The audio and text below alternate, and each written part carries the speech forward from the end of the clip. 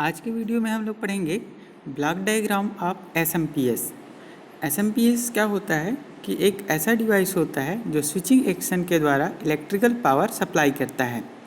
इसका full form होता है स्विच्ड मोड पावर सप्लाई। नाम से ही क्लियर है, ये क्या करेगा, स्विचिंग एक्शन के द्वारा इलेक्ट्रिकल पावर को ये प्रोवाइड करता है।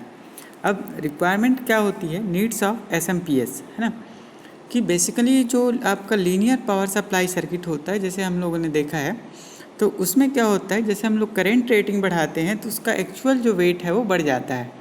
क्योंकि क्या होता है कि जब हम लोग करंट रेटिंग को इसको बढ़ाते हैं तो उसके लिए लार्ज करंट रेटिंग के ट्रांसफार्मर की आवश्यकता होती है, जिसके कारण से उसका एक्चुअल जो वेट है वो अधिक हो जाता है।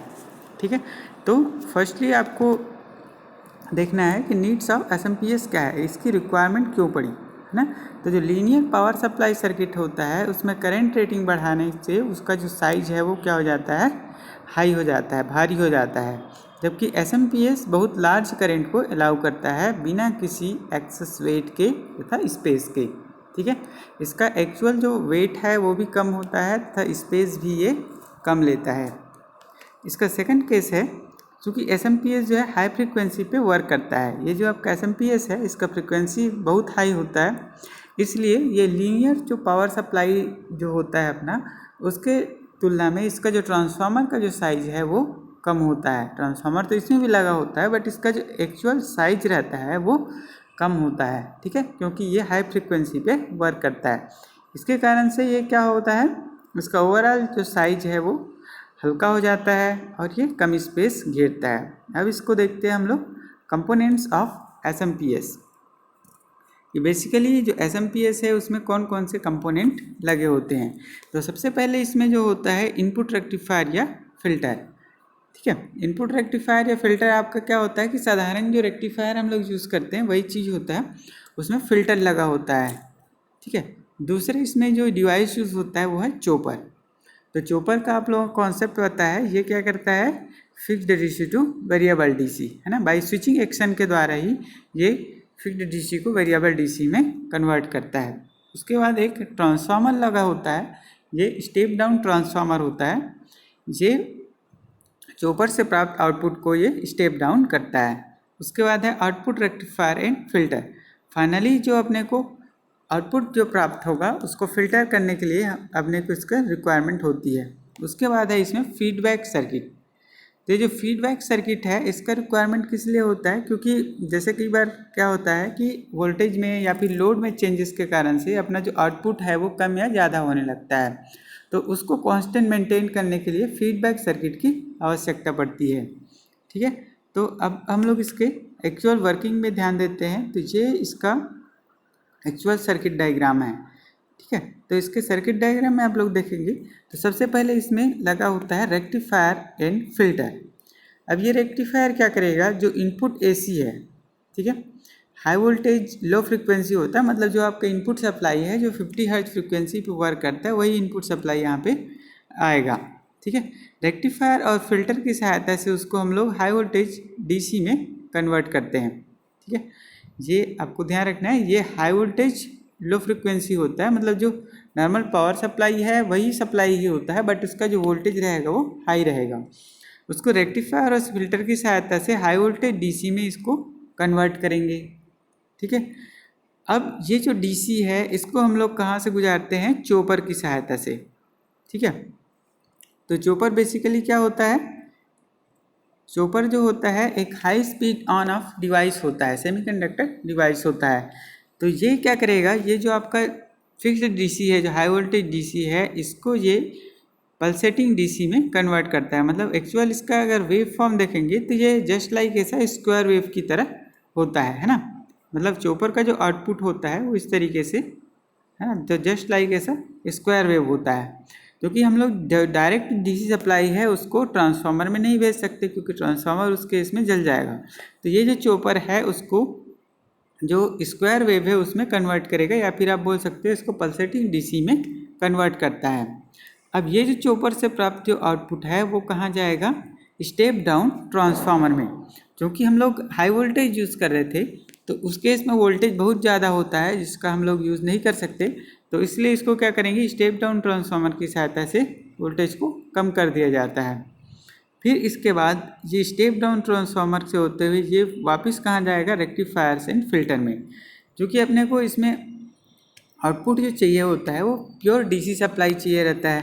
तो यहाँ पे हम लोग क्या करेंगे, फिर से रेक्टिफायर एंड फिल्टर की सहायता से इसको रेक्टिफाई करेंगे और प्योर डीसी वोल्टेज यहाँ से प्राप्त करेंगे। अब ये जो आपका फाइनली हो क्या रहा है कि ये जो आपका इनपुट एसी था, ठीक है, ये जो एसी है वो आपको किस में मिल रहा है, डीसी के फॉर्म में यहाँ पे आउटपुट के फॉर्म में मिला था, है ना। इनपुट आपने एसी दिया था, फाइनली आपको आउटपुट डीसी मिल रहा है। बीच में इसमें एक फीडबैक सर्किट होता है, ये नीचे जो आपको दिख रहा है इसको बोलते हैं फीडबैक सर्किट, ठीक है। अब क्या होगा कि जो भी आउटपुट डीसी अपने को प्राप्त हो रहा है यहाँ पे, इसको रेगुलरली हम लोग आउटपुट सेंसर की सहायता से चेक करते हैं। इसके बाद ये जो आपको सर्किट दिख रहा है ये इसको बोला जाता है कंपैरेटर। कंपैरेटर में क्या होता है कि जो आउटपुट सेंसर जो सेंस करेगा उसमें एक रिफरेंस वोल्टेज होता है और एक मेजर्ड वोल्टेज होता है। तो जो आपका रिफरेंस वोल्टेज रहेगा वो तो फिक्स्ड होता है कि अपने का आउटपुट जैसे अपने को 10 वोल्ट या जैसे अपने को 10 वोल्ट इसको फिक्स रखना है, तो उस केस में इसका जो आउटपुट रहेगा वो हमेशा कॉन्स्टेंटली 10 वोल्ट ही होना चाहिए। ये आपका क्या हो गया, रेफरेंस वोल्टेज हो गया। और दूसरा क्या होता है, मेजर्ड वोल्टेज। तो मेजर्ड वोल्टेज क्या होगा, ये जो आप आउटपुट सेंसर जो है जितना वोल्टेज यहाँ पे आउटपुट में आ रहा है एक्चुअल वोल्टेज, उसको वो रीड करेगा। तो कंपैरेटर क्या करता है कि ये जो दोनों सिग्नल है, मीन्स जो रेफरेंस वोल्टेज और मेजर्ड वोल्टेज दोनों के बीच में एरर सिग्नल ये जनरेट करता है। अब वो जो एरर सिग्नल होता है वो एम्पलीफायर की सहायता से उसको PWM ऑस्किलेटर यहाँ पे इसको भेजा जाता है, ठीक है। मतलब आपको जो फाइनली जो ये जो आपका जो कंपैरेटर है वो दोनों के बीच जो एरर सिग्नल आएगा उसको PWM ऑस्किलेटर में भेजेगा। PWM ऑस्किलेटर क्या करता है कि उस एरर सिग्नल के आधार पे एक पल्स जनरेट करता है जिसको बोला जाता है अल्फ़ा, ठीक है। अब ये जैसे अल्फ़ा आपको पता है कि अल्फ़ा क्या होता है, ये हम लोग जनरली कहाँ पे यूज़ करते हैं, इसको चॉपर में यूज़ करते हैं, इसको बोला जाता है ड्यूटी साइकिल, ठीक है। तो जैसे हम लोग आपको पता है कि ये जो चॉपर होता है एक हाई स्पीड सेमीकंडक्टर स्विच होता है, तो इसको कंट्रोल करने के लिए हम लोग किसका यूज़ करते हैं, ये अल्फ़ा का, इसको बोला जाता है ड्यूटी साइकिल। तो ये जो इसका ड्यूटी साइकिल है इसको हम लोग कम या ज़्यादा करके इसके आउटपुट को क्या कर सकते हैं, परिवर्तन कर सकते हैं, ठीक है। तो फाइनली यहाँ से जो आउटपुट आएगा उसको सेंसर सेंस करेगा। इसके आधार पे ये जो कंपैरेटर सर्किट है वो क्या करेगा, उसको एरर सिग्नल जनरेट करेगा मेजर्ड वोल्टेज और रेफरेंस वोल्टेज के बीच, और उसको एम्पलीफाई करके PWM ऑस्किलेटर को भेजता है। एरर सिग्नल के आधार पे PWM ऑस्किलेटर अपना पल्स जनरेट करता है जो कि चॉपर सर्किट के लिए इनपुट का काम करेगा, ठीक है। यहाँ पे वो स्विचिंग एक्शन के लिए वो पल्स जनरेट करता है, ठीक है। तो यहाँ पे इसके जो अल्फ़ा जो होता है ड्यूटी साइकिल के आधार पे ये जो आपका चॉपर है वो अपना जो आउटपुट है उसको कम या ज़्यादा कर देता है। अगर ये आपका आउटपुट वोल्टेज ज़्यादा है तो उस केस में अल्फ़ा का जो वैल्यू है वो चेंज करके उसको कॉन्स्टेंटली मेंटेन कर देता है। तो इस तरीके से ये एक्चुअल ब्लॉक डायग्राम है SMPS का, है ना, स्विच्ड मोड पावर सप्लाई।